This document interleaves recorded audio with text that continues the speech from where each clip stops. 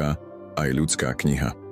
Inšpirovaný Bohom, na správny výklad si vyžaduje vedenie Ducha Svätého, no napísali ho aj ľudia a preto má literárne, gramatické a kontextové charakteristiky, ktoré si vyžadujú starostlivé a vedomé štúdium.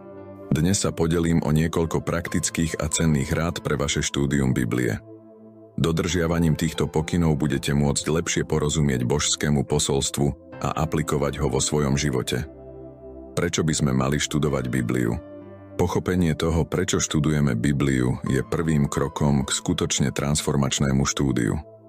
Biblia je jedinečné Božie dielo. Obsahuje posolstvo, ktoré chce odovzdať ľudstvu. Preto sa žiadna iná kniha nevyrovná Biblii. Nikdy by sme ju nemali študovať ako bežnú knihu, pretože je to posvätné dielo. Keďže ho však napísali ľudia, musíme písmo čítať a vykladať súvislým spôsobom, berúc do úvahy jeho textové, kontextové a historické osobitosti. Teraz uvediem niekoľko praktických tipov na štúdium Biblie. Tieto kroky vám pomôžu čítať a porozumieť posvätným textom. Prvá rada. Vyberte si biblický text a identifikujte autora. Vyberte konkrétnu pasáž na štúdium. Potom sa pokúste zistiť, kto napísal text.